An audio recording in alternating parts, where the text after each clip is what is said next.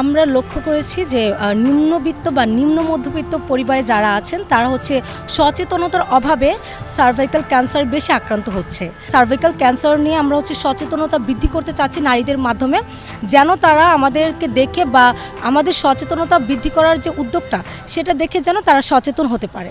আজকের এই সচেতনতামূলক র্যালি এবং সেমিনারের মাধ্যমে আমি মনে করি আমরা 22,000 শিক্ষার্থীকে সচেতন করতে পারবো।